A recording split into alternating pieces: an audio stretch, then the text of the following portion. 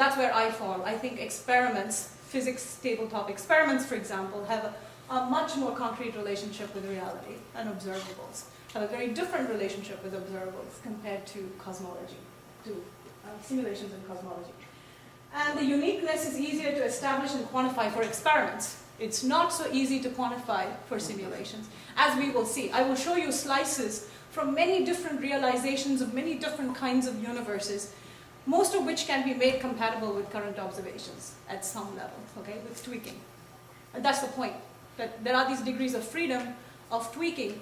So what we have reasonably good data on are a set of starting conditions, initial conditions for these simulations. But how we progress them and what other physics we want to add on top of it, in addition to gravity, can give you very, very different results. And the question is, the different prescriptions that you can add on, do they constitute different models? Do they constitute different theories?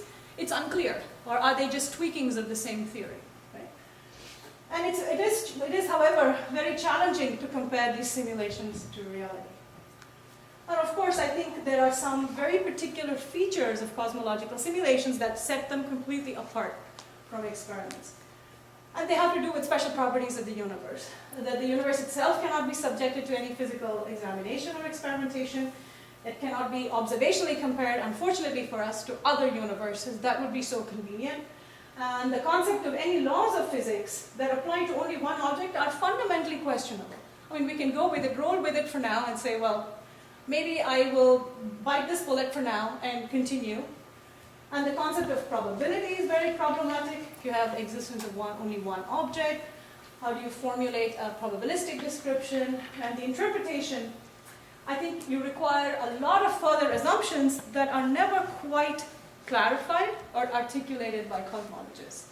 So I'm hoping to give you a better sense as I lead you through what the current status of cosmological simulations is.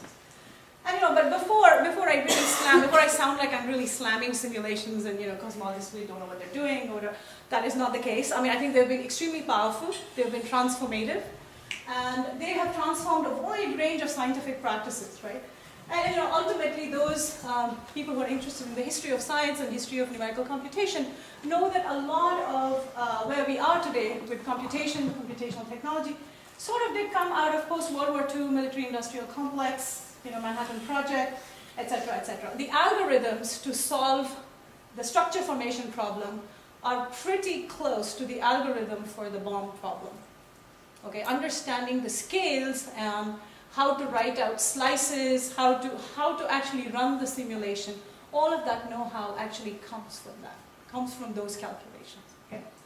And I think it's catalyzed, cosmological simulations have catalyzed the formation of a new professional class in cosmology. So for those of you who are sort of interested in sociology of science a little bit, it may be a bad word around here, it's not my favorite word, but anyway, what is interesting is there's a whole new professionalization in the field. The field used to be theorists and observers who would occasionally engage and talk to each other, but now there's a new intermediary class, a hybrid class of simulators who necessarily have to talk to both theorists and observers. And I think that has fundamentally transformed the discourse in the field, and also in terms of honing thinking about problems into what can be simulated. So it has intellectually shaped ideas in the field. Now, of course, the big question is, can we really discriminate between theories? And I will argue that at the present time, the alternative theories that we have set up, we can sort of marginally discriminate between them, but they're not radically different options. So they're not so, they don't span parameter space in quite the same way that you would like to. So they all inhabit a corner in parameter space, and we can discriminate one or two models really rather well. And of course, I know that people like Barry are quite interested in Bayesian inference and what that means, and in my own work I use a lot of Bayesian inference techniques, but I will not be talking about that today. Because I think there are some really, really many cans of worms there, and you don't want to go there. And I think, for those of you who wonder, have simulations really been transformative and revolutionary? I think they have been in sort of the sense that hacking, I think these are sort of what hacking lays out as the characteristics of a technique or a theory that has revolutionized science. So I think it sort of fits the bill.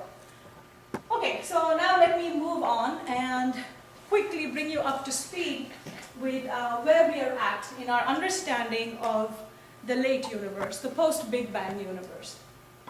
So it turns out that one of the profound insights that Einstein had, which he formulated mathematically in his equations, is the interdependence of the geometry, the contents, and the fate of the universe. The fact that these three are intricately linked was his profound insight, okay, and that he then encapsulated in this very elegant, beautiful model and was able to actually conceptualize modeling the universe as an entity in an equation and follow its fate. And therefore, cosmologists today are obviously obsessed with either mapping the geometry or mapping the contents, because then you automatically know what the fate of the universe is. So you need to know 2 out of 3, and then the equations allow you to contemplate various fates for the universe. So in 1998, there was a discovery of the accelerating expansion of the universe. So we knew that we didn't have a static universe, we had an expanding universe. But what was transformative is 1998, there was the first evidence for the possible accelerating expansion, and the evidence has been strengthening over the years. Okay, so this was proposed. This was from looking at the brightnesses of supernovae and with increasing distances from us. And it turns out that they have to get fainter as 1/r² distance from us, but it turns out they are far fainter than that. And that is because the universe is not only expanding, but the expansion is accelerating. And so that sort of gives us a possible way to understand the fate of the universe. And simultaneously, we as in cosmologists, have been trying to map the inventory of the universe in terms of the contents of the universe, the energy, matter, content. And it turns out that the census of that tells us that the dark energy, which is the dominant component, is what drives the accelerating expansion, forms the bulk. Okay? And that the bulk of the matter in the universe is actually not the ordinary atoms that we are made of. Okay? So those atoms are constitute maybe like 4% at most, but are primarily this exotic form of matter, which is not baryonic, not ordinary atoms, and it's called cold dark matter. So 90% or so of the entire matter content and about 25% of the total mass energy budget is constituted by dark matter. We have no idea what it's made of. We know that it interacts very, very weakly, and it hasn't yet, as far as we know, been produced in the lab, detected in the lab. But we are hopeful that it will be detectable. So the leading candidates, so there are leading candidates, the leading candidate for dark matter are weakly interacting massive particles. And my particular favorite, and the favorite for most people right now, because it can be ruled out. These favorites are because, it would be nice to have your bets on something that's going to be discovered, but it's just as important that something is ruled out. So it turns out it's a lightest neutralino, so if supersymmetry, it's motivated by supersymmetry, and the mean scattering time, it has all the right properties, the mean scattering time is longer than the Hubble time, so it would be extremely weakly interacting, which is what we want. And it primarily, so the only attribute that this particle has, it has mass. Okay, as far as we know, it doesn't have charge. And so the only force we have to worry about is gravity. Thankfully for us, that's a huge simplification. And that has enabled us to actually calculate as fiercely as we have. Okay, so this in a gist, so this is a very, very nice slide from the WMAP. This is the satellite, the Wilkinson Microwave Anisotropy Probe, which is up at the moment. It's from their website, and essentially gives you in a nutshell, so the initial conditions for fluctuations, density fluctuations in dark matter. So this is what I want you to know. So the entire framework rests on fluctuations in dark matter. I've not told you anything about galaxies yet. I haven't told you anything about light. Okay?